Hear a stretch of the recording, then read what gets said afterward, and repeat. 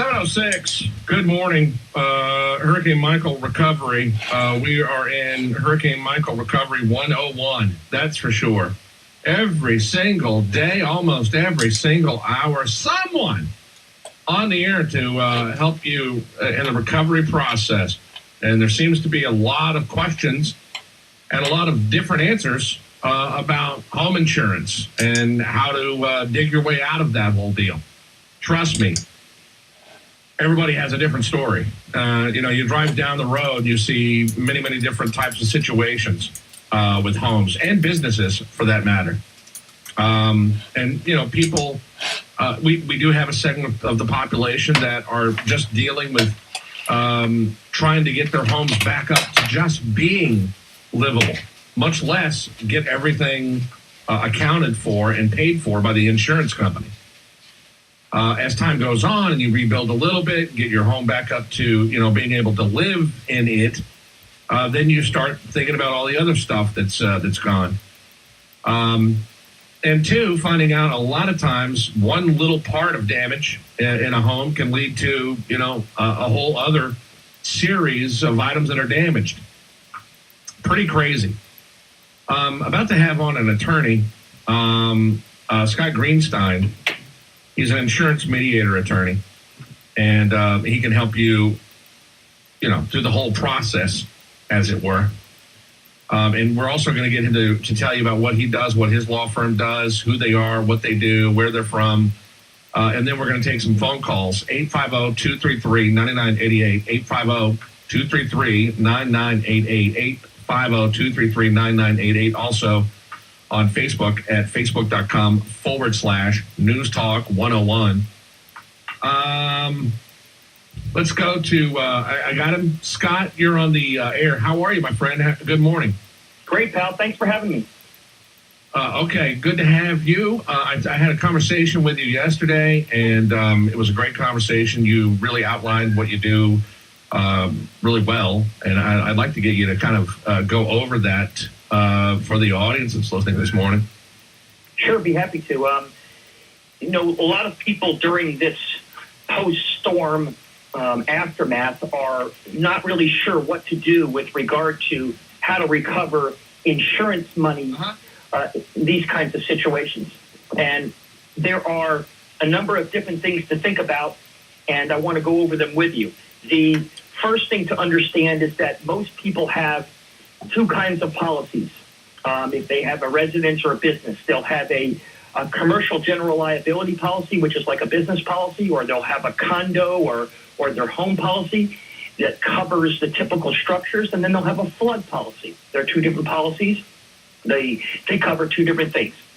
There's also, if people don't have insurance, something called FEMA, the Federal Emergency Management System, that allows you to recover money. In terms of insurance and understanding how insurance works, most people have either called their insurance company to make a claim and to give them the information they need in order to start the claim, but don't know the process, don't understand what needs to be done to maximize getting money in place. First, let me tell you a little bit about the insurance policies themselves, and then I'll give you some tips on what you should be thinking about in terms of getting money the fastest. First, every insurance policy, that is a homeowner's or a rental insurance or a condominium insurance, has certain coverages. They have coverages for your dwelling. They have coverages for your detached garages, your swimming pools, sheds, things like that. They have coverages for your contents, your personal belongings, things inside, your furniture and your shoes. And then they have coverage for if you have to move out of your home, you have a loss of use. That's the typical type of residential type coverages. In a business setting, they often have the type of structures coverage, which cover if your windows are broken or if the roof is messed up. They also cover what's called business interruption. That is, were you interrupted in your ability to continue your business? Did you have less sales? Did you have to pay payroll during that time? That is separate and apart, what I'm talking about, from a flood insurance policy, which covers water that intrudes into your house from the ground. So if the ocean overflowed and rolled onto your property, as opposed to if your roof blew off, that's a flood claim.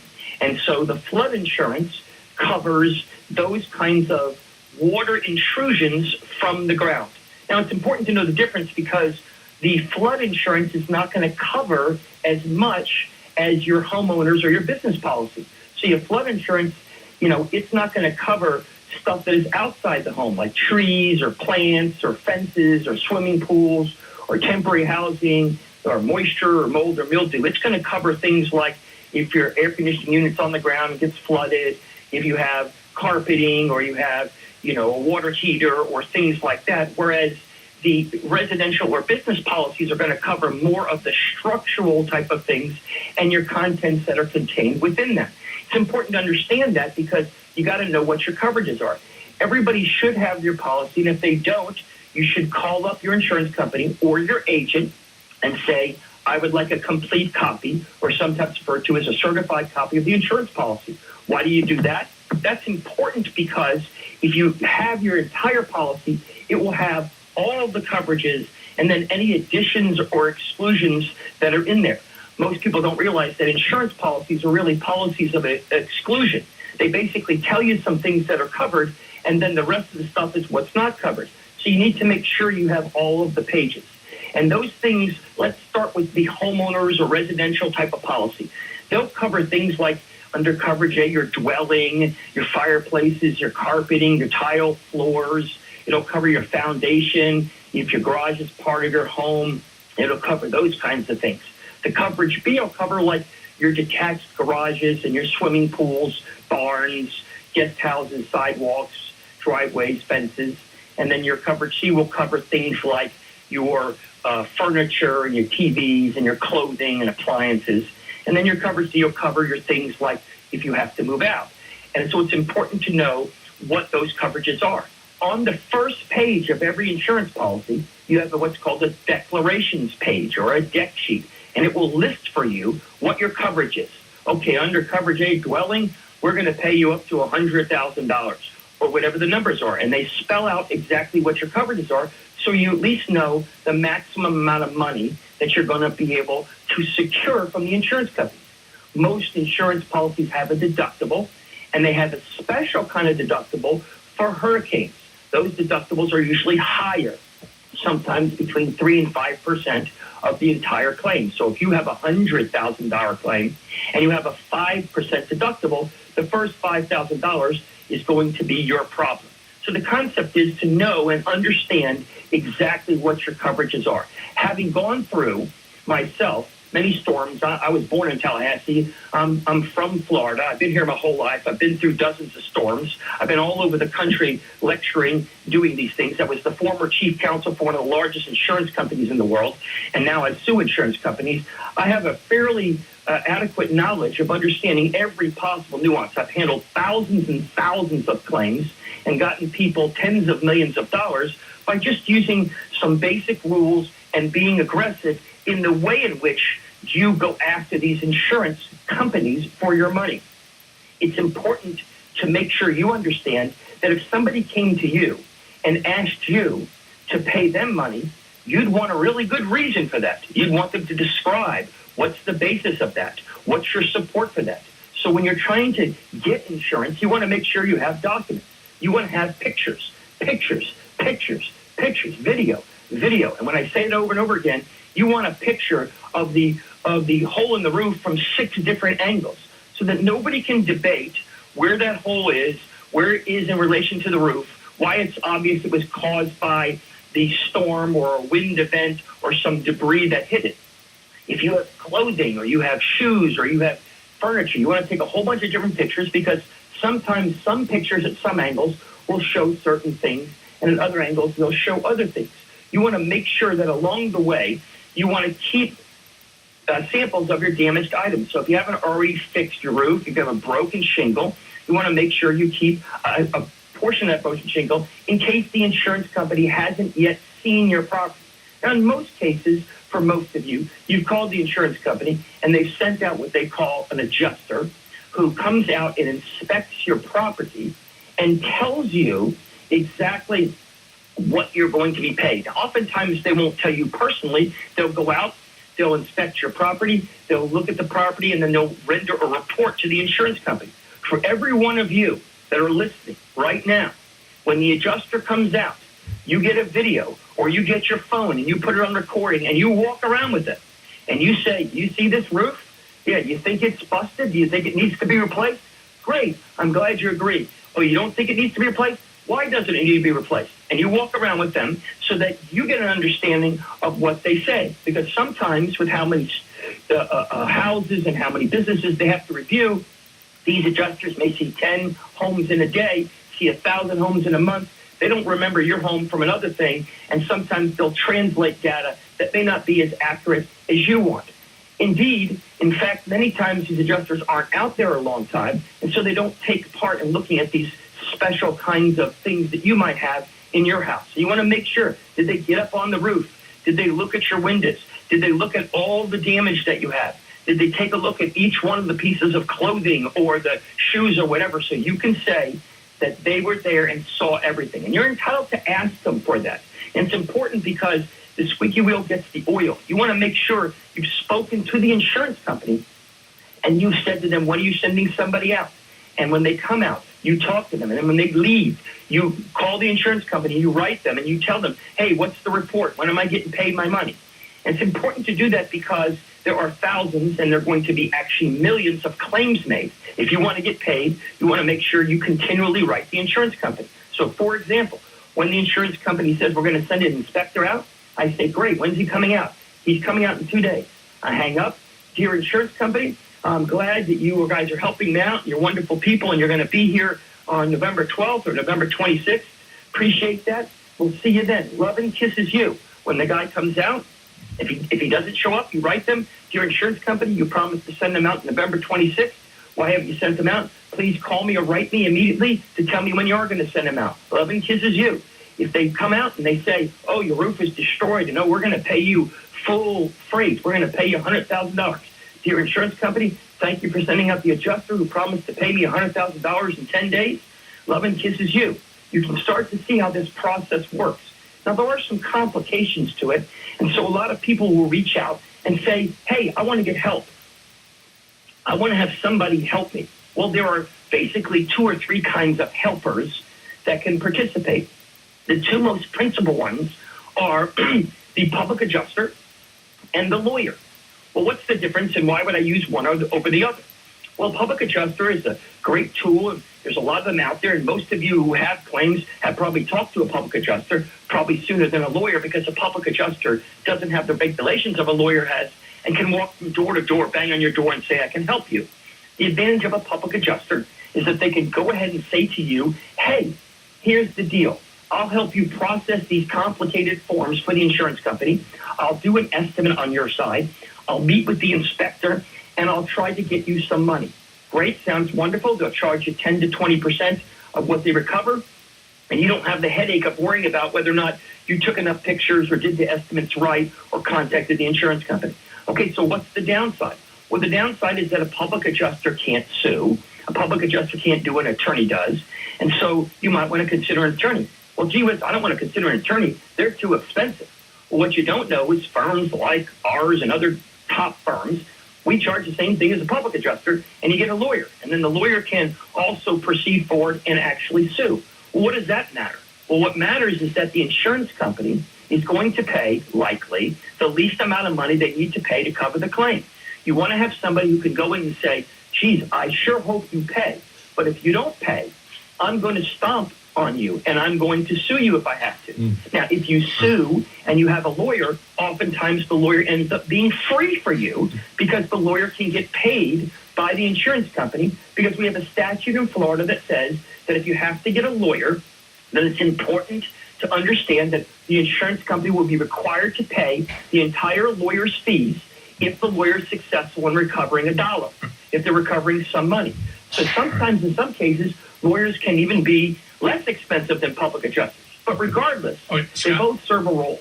Scott, I need to interrupt you for a second because we need to take a break. But he's got the information. Obviously, the guy knows what he's talking about. In a little while, we're going to open up some phones and let you we'll allow the audience to call up and ask him some questions. Stand by 1 second. We'll be right back. This This hour of the Kramer Show is brought to you by Captain D's. D's Nuts. Yeah. Got it. D's Nuts. Got it.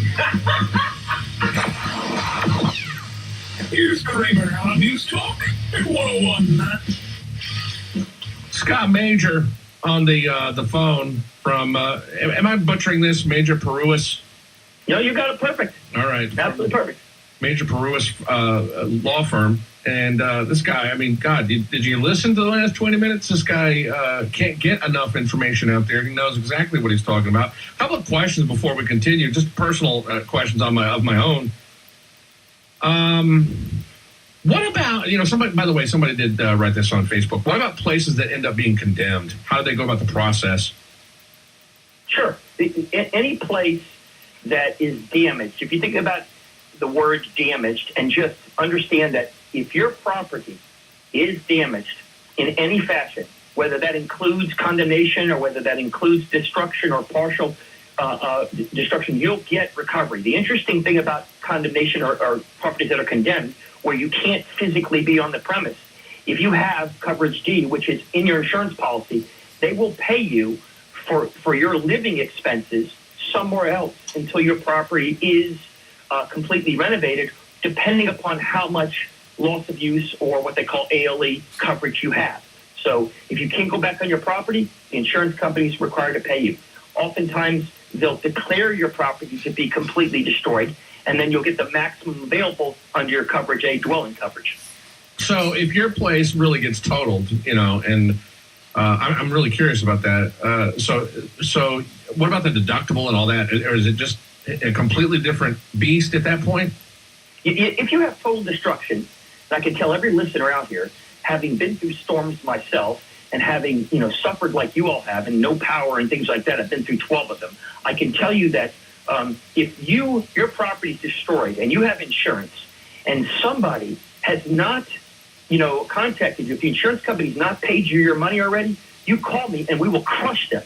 It is absurd for the insurance company to have any delays whatsoever if your property is completely destroyed or unusable. Don't allow an insurance company to pay you, hey, we'll give you a down payment or we'll give you 20 grand or we'll give you this. Make them pay you the entire amount under the insurance policy as they're required. You paid your payments on time, then you didn't save them every month or every year. You know what, I'll just get you some money later on. You had to pay them timely to have your insurance. They need to pay you timely. So if you have mass destruction or clear destruction of certain items, the insurance company needs to pay you all of the money you're owed immediately. And if they don't pay, you can report them to the state.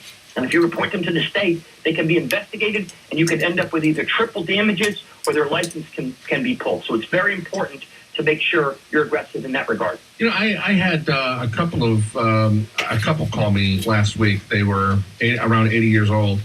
And the whole house, except for one of the bedrooms, had pretty much been demolished. And they were literally living in one bedroom, and they had a generator hooked up. There were wires that were laying there, and she's on the phone with me, and her quote was, "Our insurance company is treating us pretty good." At that point, shouldn't the insurance company pay for them to, and I know it's dependent upon the policy, but shouldn't they be paying for those people to be staying somewhere else? It's not safe to be living in a place like that. Absolutely right. And I'll tell you that this is what's important for your listeners to really appreciate, okay? I care very deeply about people who have been suffering through this because I've been through it. I've had family members through it, and it's a very, very upsetting thing, and you don't know what to do. I can tell you with great conviction that if people are not being paid their insurance proceeds, if you are in a house that's been totally or partially destroyed in the manner which you described, and you're not getting your money, you deserve it. You ought to have a lawyer immediately sue them, file all the appropriate technical forms, follow 627 and get attorney's fees, file 624 and file a complaint claim with the state of Florida, and do all the things which get you money, because you're entitled to that money and you're entitled to it now. And I wouldn't tolerate anything less than that. And just because we as insurance, owners of houses people who have insurance policies and have houses. Just because we don't know every technical thing and what to do doesn't mean we should be punished for it. I mean, if you had a car insurance policy, a lot of us haven't read those. Your life insurance. We don't read those things. We don't know what they mean. That's why you need experts to help you, whoever those experts are. It's extremely important for all of you out there listening. Do not delay. Every day that you're sitting in trouble, every day that you're sitting with stress, every day that you're sitting and you're not able to get the insurance company to pay you is a day that you're suffering unnecessarily. And there's no reason to do that. And I'm here along with other people to help you to avoid that problem. Okay, let me get you to sit tight real quick. Scott Major, got him on the phone now. So 850-233-9988. I know that there's so many people in the area that are going through this and they're having to figure out. And I think a lot of people too are getting a very quick lesson on Insurance 101 at this point, just because they have to. And I think a lot of people too have an insurance an insurance policy and they don't know exactly what it says. So this is really good. All right, 850-233-9988. I'm going to get some phone calls with Scott coming up. Scott is from the Major Parúas law firm, and he knows what he's talking about as far as insurance claims and getting you the money that you deserve out of your policy. 850-233-9988. If you would like to hop on the air with him and ask him some questions. Scott, good morning. How are you, bud? I'm great, man. I would tell people as a result of the last segment that people can also get more information if they want and get health videos and be able to file their own claims if they go to stormhealthteam.org. That's stormhealthteam.org. It's got a bunch of videos and helpful tools. You can actually fill out a form and see if you have a claim. That's a very helpful thing. Or you can call 844-800-LAWS. That's 844-800-LAWS. If you want to call and actually speak to someone personally and ask some questions, on how to recover or what to do or what forms you should follow. I'll guarantee you that after this, that people are going to start paying attention to what their homeowner's insurance says. I would. I mean, because I think people probably most of the time just go, I remember what it was 2 years ago when we wrote the policy or a year ago, and I kind of get it. And then now, I mean, people are going, they're sifting through that insurance claim like crazy and are getting an education on that. So I'm sure that people are going to, would you advise that somebody call you and say, hey, look, I just want to, use you to kind of go over this policy and rewrite it for the next time because as it is, it kind of sucks. Absolutely right. And I'll tell you that most people are underinsured. I would say over 90% of people are underinsured. Your agent tells you to buy this insurance. You have no idea. You don't even know that you could buy down your deductible. In other words, that people can buy a policy that actually has either no deductible or an extremely low deductible in the hurricane setting. People don't realize they can get way more coverage than they know for $10, $20, $30, $50 sometimes. People are unaware that the dwelling coverage when your house is destroyed, it almost never pays for replacement of that house, even though you think it does. I mean, there's going to be a whole series of claims against insurance agents for not covering the claim. And let me just say something about that because I think it's important for your listeners. Your insurance agent who sold you that policy, they are required, let me underline, they are required to help you. So if you want to call them and say, I want you to help me with my claim, they have to help you. Most of them will not help you, not in a mean way, because I love insurance agents, but what they'll do is they're selling insurance. So they don't want to bite the hand that feeds them. So oftentimes they'll tell you, and I'm sure your listeners have had this, let me give you the 1-800 number to Allstate or to the insurance company. You call them, you'll do a great job. So you can have them help you in your claim too if you're confused. Now, they're not lawyers and they're not public adjusters. They're not going to know necessarily how to do this, but they can't just abandon that responsibility. But I do think in terms of your question about insurance, to make sure you understand that you have insurance that is sufficient for your home. So in other words, when you look at your home, how much would it cost to rebuild that insurance if you were able to, get your house back to the exact condition it was before? How much would that be? If you have a $250,000 home and you have $100,000 of coverage, well, certainly that's not going to be enough. So you want to ask the agent or you want to look at your cover sheet and say, how much is it? How much do you have in contents? Do you have a prized Harley, or do you have some important piece of art, or do you have some, important clothing or statues or things in your house of value? Make sure you have sufficient coverage, because a lot of time your contents coverage will only cover $5,000 or $10,000, and you have all these expensive things, your bikes or your clothing or your furniture or other things which are more expensive. A lot of times people might have to move out, or they have rental properties and they might have to move their renters out. Well, how much money do you get? For example, with that people that you told me that are living in the one-bedroom home with all the other bedrooms destroyed, how much money do they get when they have to move to a hotel? You can look at that loss of use provision and say, hey, I need to be able to be out of my house for a month because it's going to take me a month for anybody to rebuild, or 2 months. Another big important thing, a really important thing, is make sure you have what's called replacement cost value. And that is different from actual cash value. So replacement cost means if you have something, let's say you have a television set and you bought it for $300. If it costs $300 to replace it and you have replacement cost value, you get all $300. However, if you bought actual cash value, they depreciate that, which means they'll give you like $50. So if you have a roof and your roof is $10,000 to replace, and you have actual cash value and your roof is 20 years old, they might give you $1,000. Nobody knows that. How come your insurance agent didn't tell you that? Yeah. Again, these are things that you really need to get educated about, so in the future, you don't have these problems. Additionally, for those of you that rebuild, you ought to get a discount. If you got a brand new roof and you got a brand new house, why should you pay the same as somebody that has 20-year-old roofs? So a lot of times you can negotiate that too. It's important to have that. It's important to understand that flood coverage, which is a different insurance itself, that flood coverage has sufficient maximum coverage for you. One thing we haven't talked about is those people who don't have insurance. If you don't have insurance, go to FEMA. There is a website that's actually out there that is designed specifically for people who do not have insurance, disasterrecovery.org.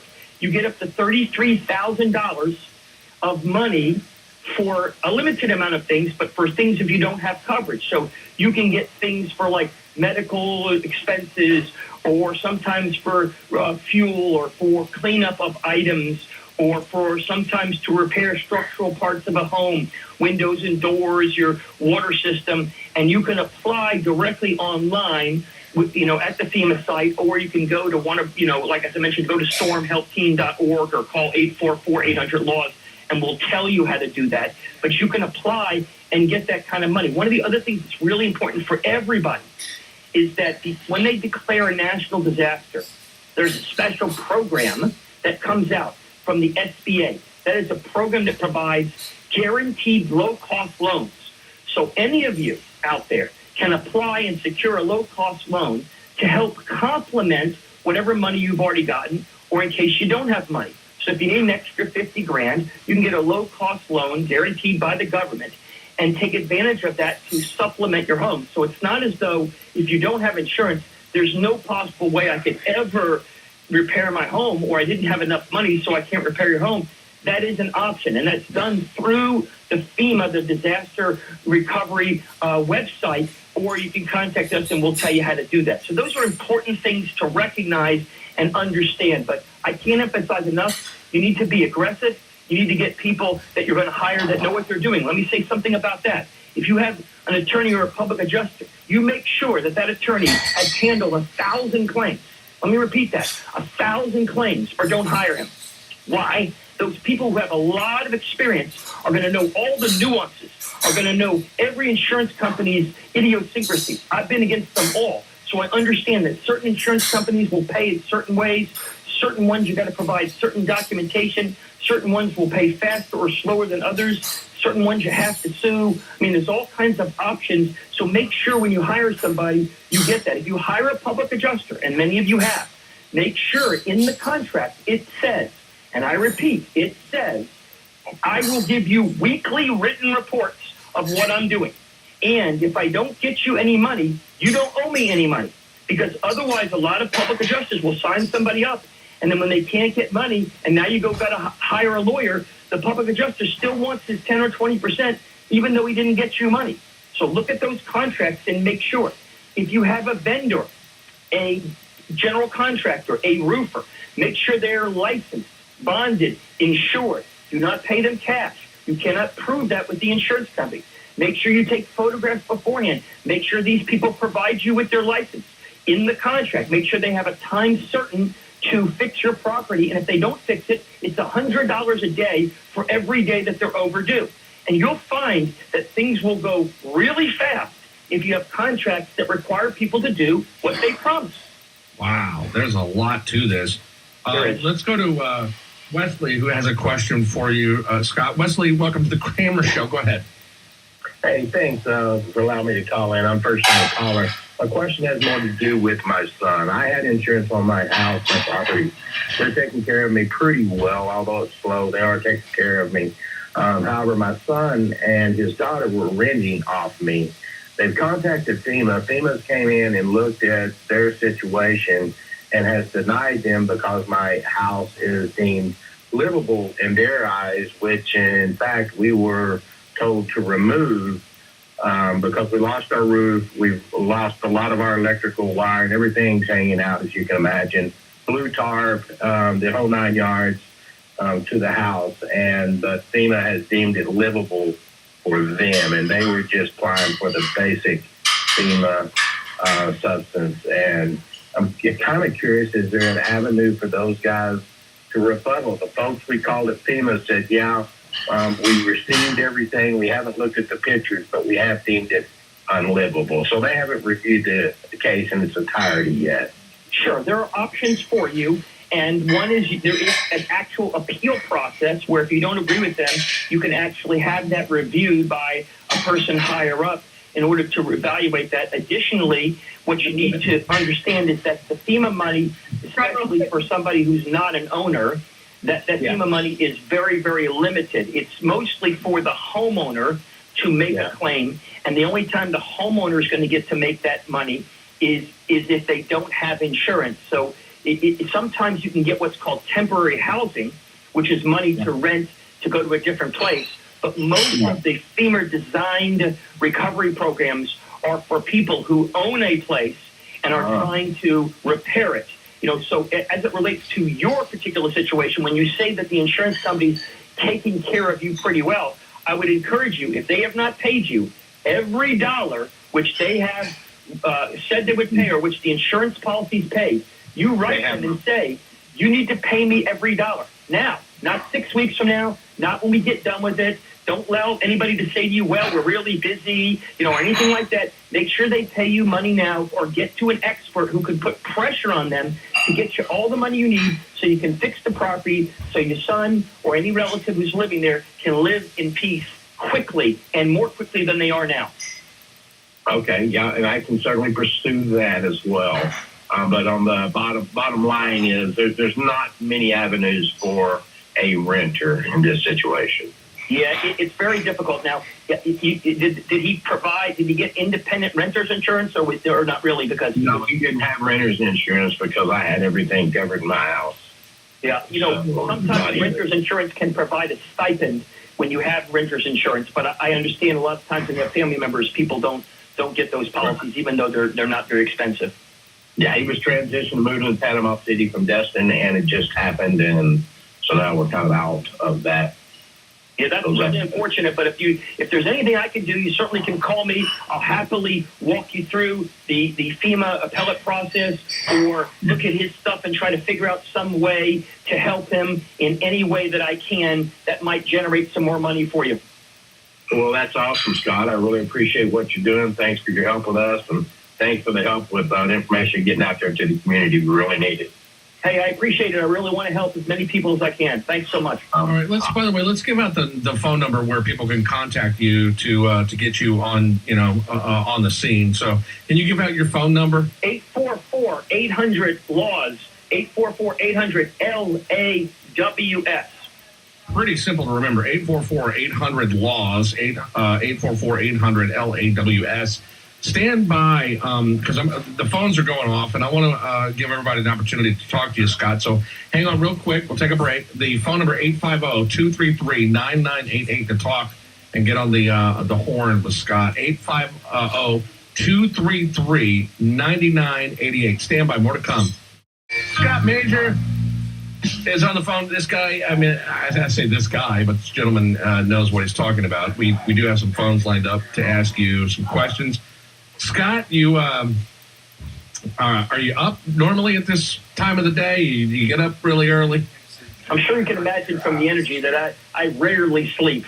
You know, I'm passionate about this, you know, and obviously passionate about all the things up there. And I do want to take just a moment to do a shout out to Tyndall Air Force Base and Colonel Gregory Crane, who's a friend of ours, and just want to let know we support the military in every way, and we'll help them, you know, for special rates, and really try to help them out because we care so much about the military. And my partner was a former Federal Air Marshal and, you know, a ICE agent, so we know a lot about that stuff, and we care very much about the military as well as the residents and business owners there. Yeah, those, Scott, not new news to you, but those guys got rocked. I mean, they really just had a bad time. Let's go to Lila. Lila, you're on with Scott. It's the Kramer Show. Good morning. Good morning. I hope you can hear me okay. Sometimes the line buzz a little bit. Sure can. Fire away. Oh, good. Okay. Scott, I have a question about, I've got 3 questions specifically to ask you. Number one, my insurance company sent me a form to list contents or things, items that were damaged or things that I lost. They wanted me to list pricing that I paid and what the value of the items were. And I won't say the receipt for everything. I might say some receipts for a couple of years or 4 or 5 years if it's a major appliance. But if it's something small, I might just toss it after 2 or 3 months because I figure, well, I'm not returning it. I liked it. No worries. No worries. Give me your 3 questions and I'll answer them all together. Okay, this question is, they sent me that and they wanted me to have it notarized. And I called them and asked them about it. I said, I have no idea. Next thing I know, they called me and they told me they're sending a private company that they hired to do an inventory. And the guy was personable. He came in, he took inventory. So I didn't think I had to sign the form. I called them back and I said, thank you for sending the man out to do inventory. Do I still need to fill out the paperwork and have it notarized? They said, yes, you do. Yeah, so let me give you some insight on that for those of you that are out there listening. It's important to understand that you need to prove to the insurance company what it is that you're asking for. Now, how do you prove that? Some people don't have receipts. Well, if you have a pair of shoes and you know what the shoes cost, you can go online and find the cost of those shoes. You're not required to go back 3 years or 9 months and find some receipt, and if you don't have your receipt, you're automatically out. A lot of times people also in the electronic age can go back into their credit card statements for the last year or so and look at what they purchased or not. But it is not a condition in order to get money back. The most important thing when you talk about forms is there are several forms that you have to fill out. So you have to fill out a contents form which says, here's what my contents are. Here's what I estimate that the cost was. If I don't know the exact cost, if I have the receipt, I keep that. Here's what kind of damaged property I have. You know, and the form's content list is one list. There's something else called the proof of loss, which is another form you fill out that says, I swear that I actually, you know, my roof damage actually came from the storm, and I swear that my furniture was actually damaged by the storm, because they're trying to make sure they avoid people who make up claims.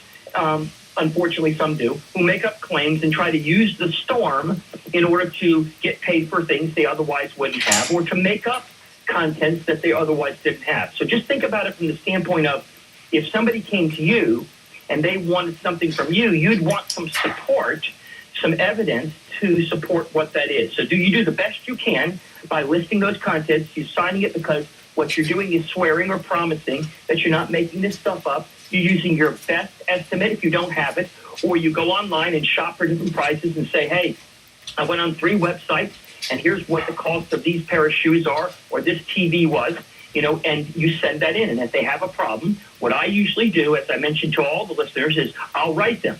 please find enclosed a copy of the form that lists all the contents. I've properly notarized it as you have. It totals up to, $374.08. If you're not going to pay a check in the next 3 days for $374.08 or whatever the number is, please write me immediately and explain to me what parts of this estimate you're not going to pay or which shoes you're not going to pay for.